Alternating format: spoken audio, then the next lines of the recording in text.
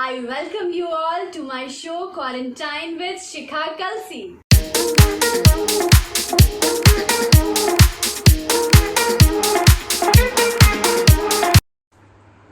बचपन में मुझे पेंटिंग का कुछ बनाते रहने का बहुत इंटरेस्ट था। कभी ड्राइंग कंपटीशन में पार्ट लेना, कभी दिवाली पे कार्ड्स बनाना, टीचर्स डे पे कार्ड्स बनाना, फ्रेंड्स को डिस्ट्रीब्यूट करना, टीचर्स को देना, रिलेटिव्स को देना। लेकिन बड़े होते होते हमारा वो पैशन कहीं ना कहीं खो जाता है और हम किसी और पैशन को पकड़ लेते हैं।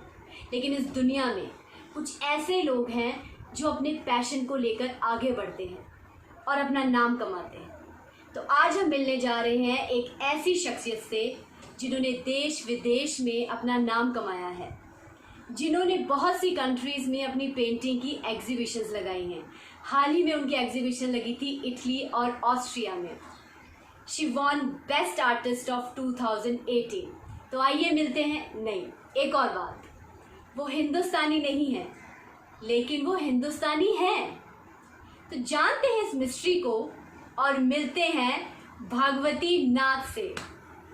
Bhagvati, I welcome you to my show Quarantine with Shikha Kalsi.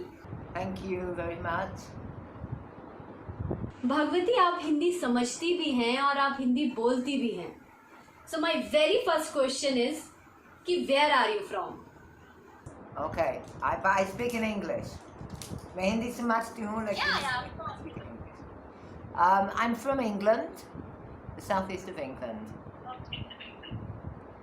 But I've lived in India for 25 years, 26 years. So Bhagwati, how you came to India and what made your mind and heart to stay here forever? I came to India a long time ago, like in the 80s, 1980s. And India was a very magical place. It was a very natural place. Everywhere was nature. There was nature and then some houses, and nature and some houses. It was spectacular. It was very beautiful, and the simplicity of the life was what attracted me as well. Yes, absolutely true. Me and I think my viewers will agree and appreciate your feelings about India. My next question is, what kind of hurdles you faced in foreign land when you don't know the language initially? It's not knowing the language doesn't make it so difficult. Sometimes it's nice not being able to understand or not being able to communicate. You know, you don't have to listen, and you can always make yourself understood. I think difficulties are things like not understanding the culture. Maybe you're afraid to do something wrong, upset people. So you step back a little bit. You're from England and your name is Bhagvati Nath and your name has Nath in it. So how you got your name? Okay, well, if you're called something Nath in the sadhu world, this means you're a follower of Shiva Nath. So my husband was a follower of Shiva Nath, and I too became a follower. And this is why I have the name. My husband gave me the name at the time that we were getting married. But yes, we lived a very simple, sadhu, holy life together. So Bhagvati, you came from England to all over India and started living a simple, sadhu, holy life. Living in mountains, beside the river, cooking in fire. So the country like England and coming to such a simple life, so how you adapt yourself in this kind of environment? And how you fall in love with your husband? Well, that's a big question. Maybe the adapting was easy. European life was complicated. and becoming more complicated. Just as now Indian life is becoming more and more complicated, this was how Europe was when I came to India and decided to live in India. It was very nice to be down to earth again. It was really nice to be able to sit on the ground and fetch our water from the spring and do our washing up in the stream and cook on the fire and collect our own firewood, and everything we could do we did ourselves, and we had so much time. Now I don't have time to do anything. No, I do the things I need and I don't have time. And that was how it was in Europe. But those first 10, 15 years, we had so much time. But it was the simplicity of the life that made it easy. And how did I meet my husband? Yes, so I met him in Hampi. I was on holiday. I suppose he was on holiday. He was traveling with an older sadhu, and we kept seeing each other in different temples on different days, so we just started chatting. We would chat to anyone that you see. Oh, you again, hi, Della. And there was a bunch of Italians living in caves, and we wanted to join in as well. So we went and set up a little cave among the rocks in the Hampi on the Hanumanali side of the river. Yeah, it was super. It was very beautiful. It was incredibly beautiful. The river, the nature, the rocks, the caves, the people. Yes, it was a very beautiful time. Do you ever get nostalgic about your homeland? No. I have very good memories of England. No, there's nothing I can do there that I can't do here, that I want to do. And the weather, if I had to go back, the weather is terrible. There's so much you cannot do because of the weather.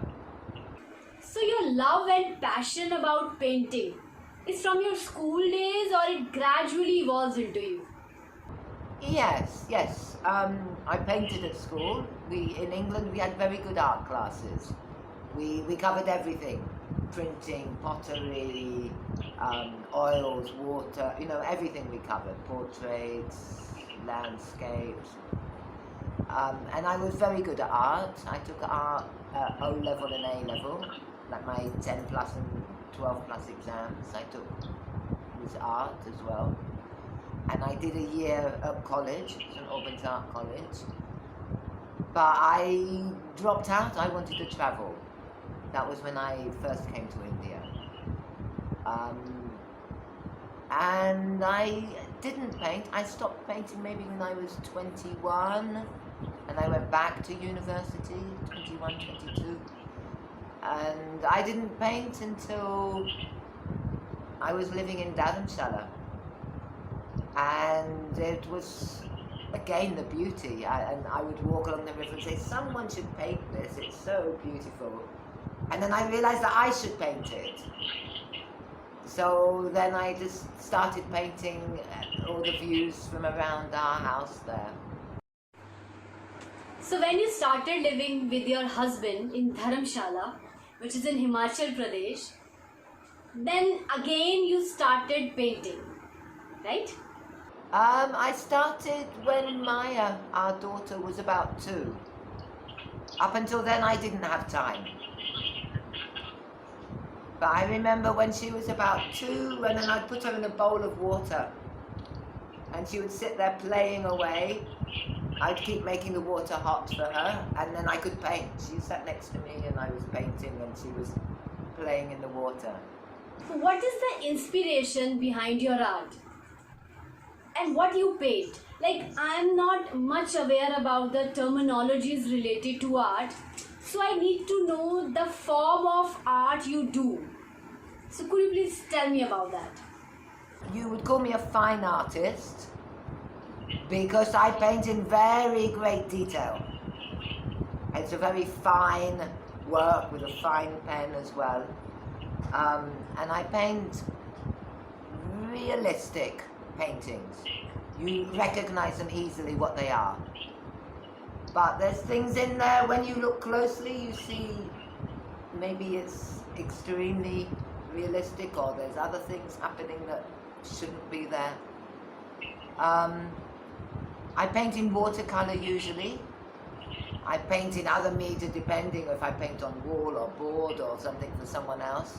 But for me, I paint in watercolor because it's transparent. So you can paint, if you paint colors on top of colors, you always see the color underneath. So this has a special effect. Like if you paint in oil or acrylic, you cover over what you're painting. So you don't always see what's under. And it dries fast, because oil can take months to dry properly, whereas watercolor is dry quite soon. In a couple of days it's dry. But you can still move it around, which you can't with acrylic for a day or two. You can still move the paint a bit. Basically, and I paint nature, people, animals, trees, flowers, but nature. I'm not keen on painting city or abstract. I like to paint something that you recognize. So you are a full-time painter, or you are doing something else also? No, there was a time that I was doing full-time painting, but my costs were much lower then. Everything's become so expensive. So I teach English. I was also teaching art. I was teaching at an international school here for several years. But I broke my leg last year and I started teaching online. And I teach online. I love it. My students come from all over the world. And so now at the moment I speak to people in China, Japan, Korea, Saudi Arabia, Canada, Italy, Morocco, all over.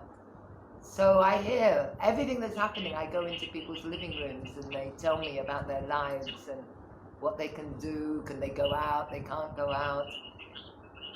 So yeah, I love it. I feel as if I'm traveling even though I'm in my living room. And I'm earning money at the same time. Wow, so you are teaching online English Yes. also and art also.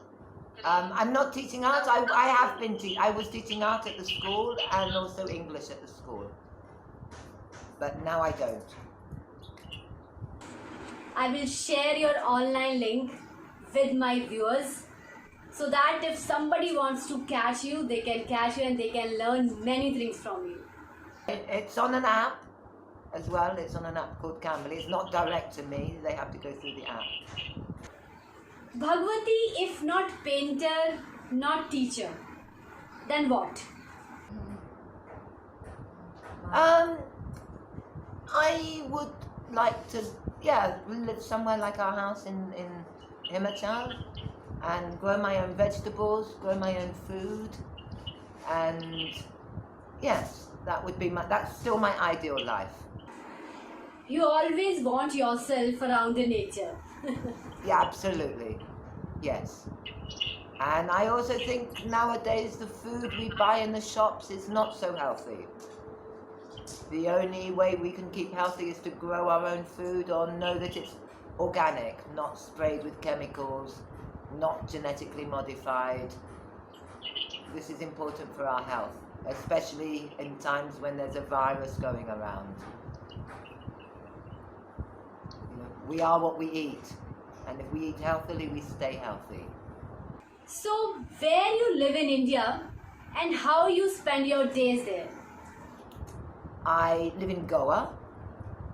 I came to Goa because my daughter was 7 when we moved here.